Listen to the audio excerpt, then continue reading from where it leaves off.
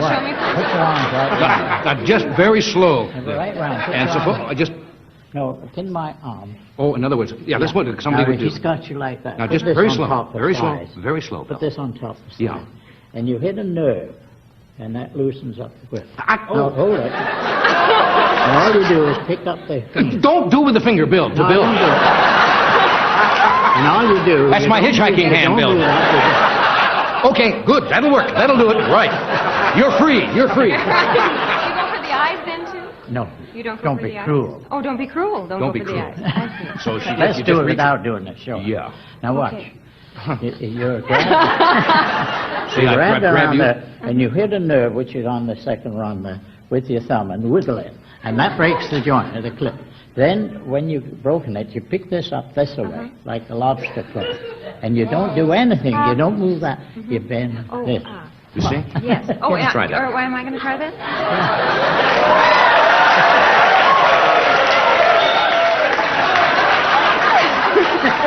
Well, I hugged you a little higher, but I'll hug her. Okay. Now, Okay. What? which, you have to are put you the other right-handed? Uh-huh. Doesn't matter, but so they will Where- see. uh-huh. Now you take your knuckle and you hit it spot right there. And just, he's not in a hurry at all.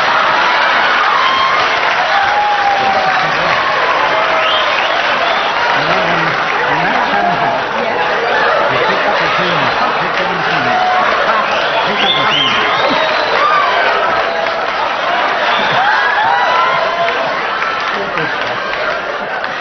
I can't look. Oh, Bar, I'm You sorry. can't look. Okay, Bill. Okay, we're leaving. Okay, back to Oh, reality. oh. All right. You know what to do now, Lonnie? No. I think you lay down and talk it over. We'll continue this later. Ah. Some people have everything. They have the face, the body, the intelligence, and an extroverted personality. And that is Loni Anderson, who comes up Sagittarius rising. Loni had some great stick on WKRP in Cincinnati, the TV series that gave her her iconic breakout role. Sagittarius rising gives the most statuesque physique of the zodiac. Loni Anderson won many beauty contests in her teens, but part of it was because she had such a great figure. Here is Loni on the second season WKRP episode Dirty Pictures. How old do you think she was?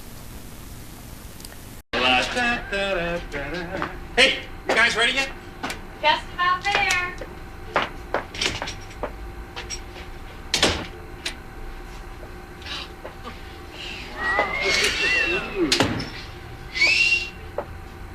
Andy? Are you ready? No. What's the matter? Nothing. Go away. Oh, come on, there's nothing to it. You're talking about my bathing suit and you're right. Mine's the same way.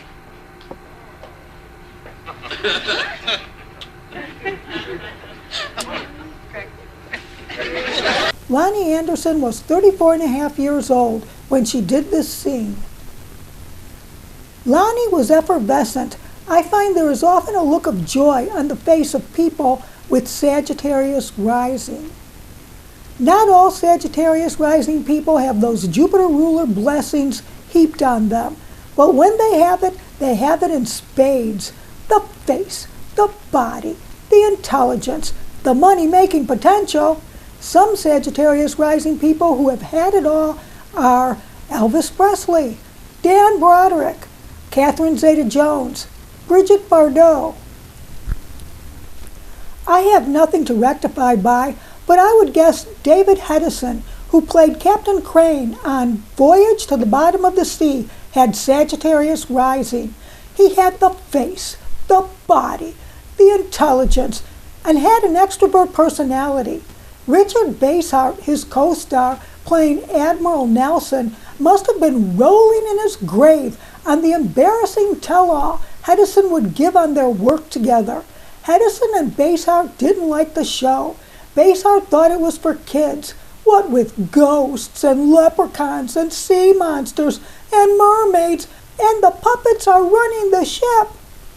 The actor expected more Khrushchev and less Disney.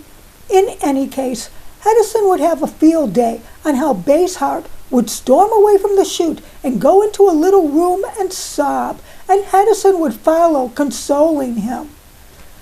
The reason I bring Hedison up is because there is one notorious fault Sagittarius rising that has everything can have.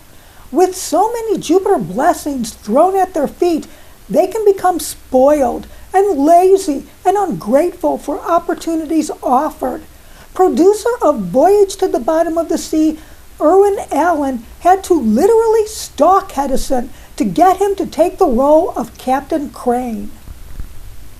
So, about a year later, I wasn't depressed anymore, but Irwin called, and he wanted me to do a film called Voyage to the Bottom of the Sea. And I thought, after my experience on The Lost World, I couldn't face it, because it was basically the same thing. So I turned it down. And then a couple of years after that, he called me for Voyage to the Bottom of the Sea, the series. I turned that down. I said, Irwin, I'm grateful that you think of me for this part, but I really feel I'm not right for it, and I'm looking for something else, something a little different, something with a little bit more dimension for an actor. And the guy wouldn't let go. I went to New York. He called me in New York. I went to London, and I did a show with Roger Moore, The Saint, and I was guesting on that. And Irwin called me in the middle of the night and, pursued it. For some reason, he wanted me. I don't know why, because God knows there were terrific actors in Hollywood at that time. But he had made up his mind that he wanted me to play the part. So finally, after I heard that Richard Basehart was playing the Admiral, I was terribly impressed that he got Richard. And I thought, well, God, if Richard Basehart can do this, I certainly can. So I called him, and I said, okay, you're on. I can't wait to work with you, Irwin. And that's how it all started. I guess playing the captain of a state-of-the-art submarine just didn't do it for him, especially after having been in the movie The Fly.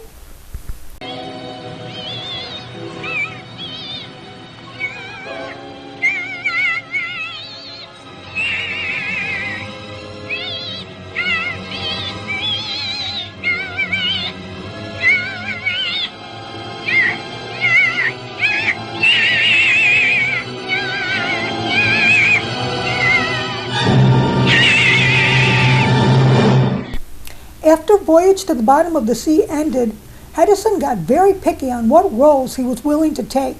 You didn't see much of him after that.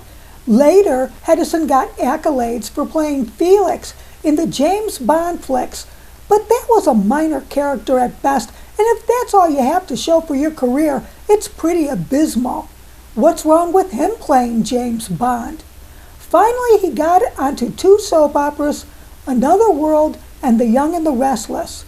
He contemplatively said if he had taken more of the roles offered to him, he might have been as rich as his fellow thespians.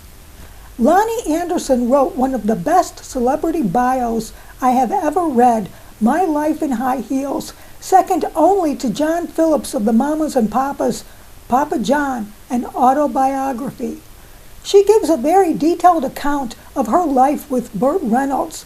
In fact, she said she wrote the book because Burt Reynolds was bad-mouthing her so much in the press after their divorce that this was the only way she could tell her side of the story.